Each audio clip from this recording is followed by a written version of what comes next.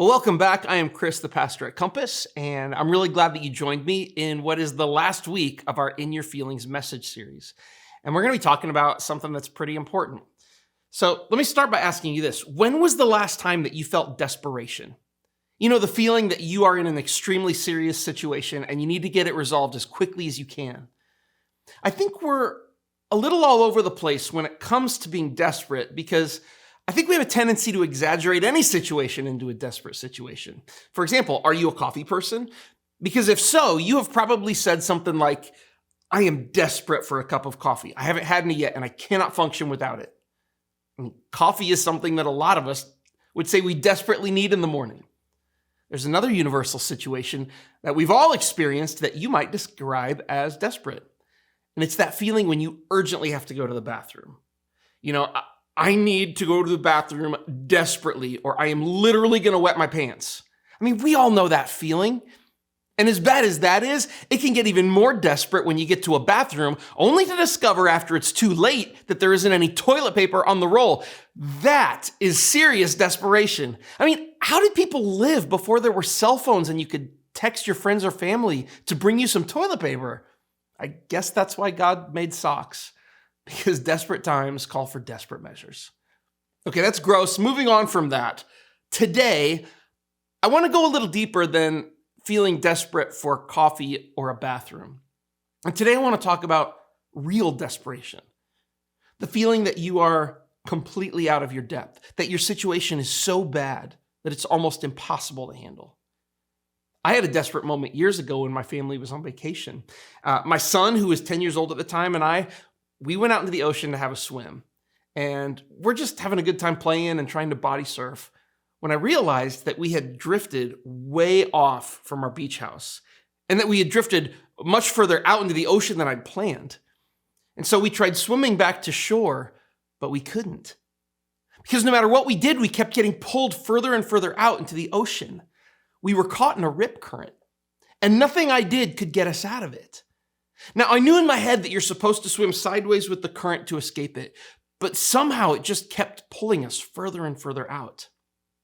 So I had several moments of panic when this happened. The first moment of panic was when Calvin couldn't touch the bottom anymore. It was too deep. And so I picked him up and I kept fighting and swimming to try and get into shallower water, but we just kept getting pulled out.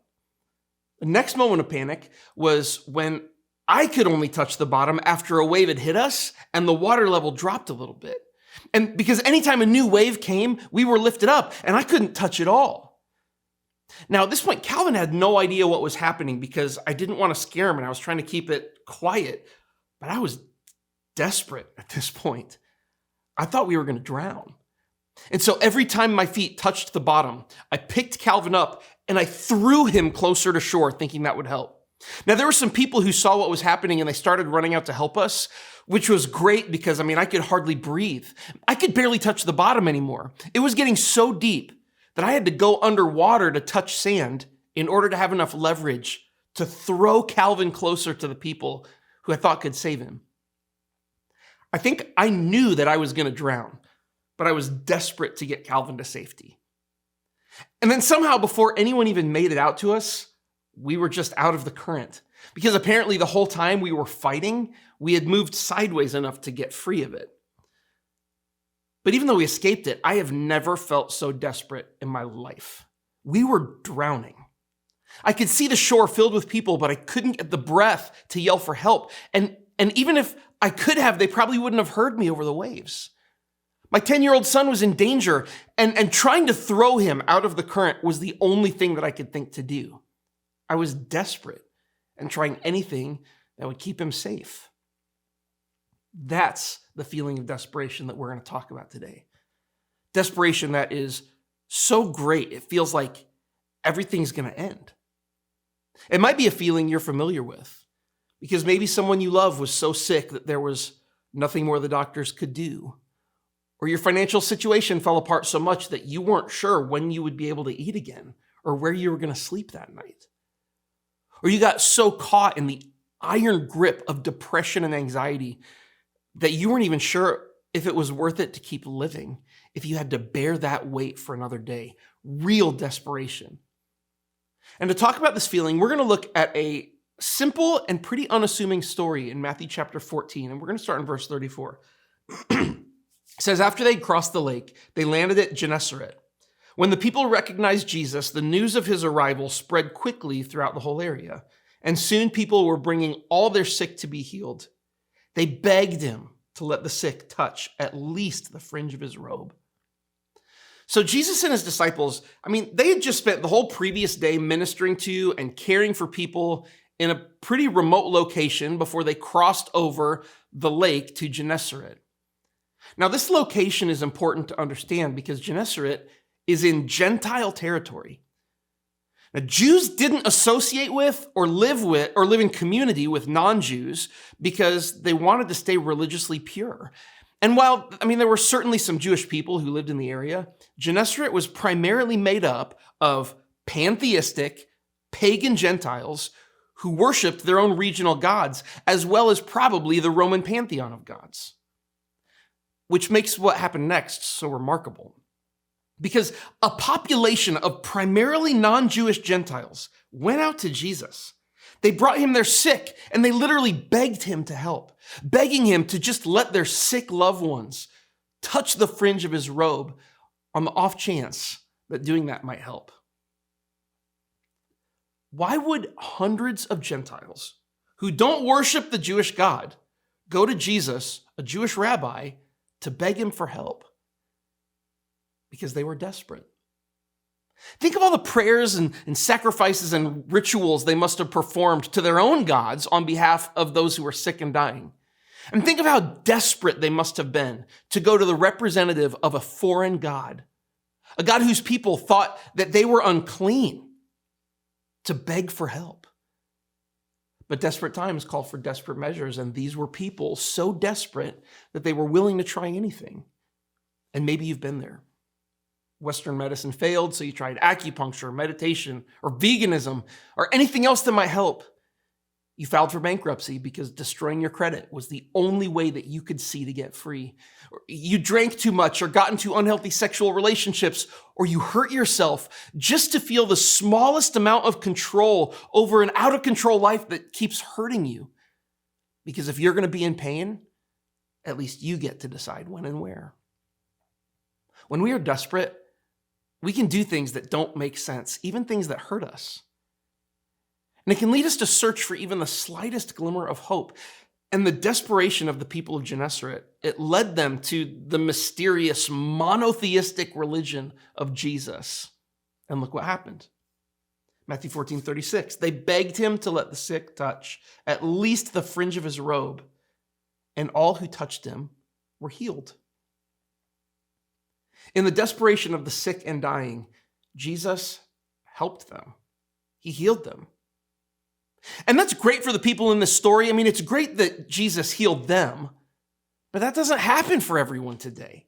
The moral of this story can't be that Jesus heals people who are desperate, because it doesn't always happen. Because we all know someone who wasn't healed, whose mental and emotional suffering wasn't relieved, who didn't get a big check in the mail when they needed it, who weren't able to get out of the rip current. The moral of this story can't be that Jesus will heal us if we just beg the right way. And you know how I know? Because not everyone gets healed. Also, because every person that Jesus healed that day, they still eventually died at some point. They all eventually got sick again or died in a tragic accident. Jesus raised Lazarus from the dead, and guess what? Lazarus still died at some point. If you struggle to understand why some people get better while others stay sick, why some people get rescued while others die, I don't have a good answer for you, because there really isn't one presented in Scripture. But what is presented in Scripture is that Jesus is the fullest representation of God that we will ever have. That what you see in his actions, his words, and in his feelings, that those things perfectly represent what God is like. And Jesus stayed with the desperate people. He cared for them, had compassion on them.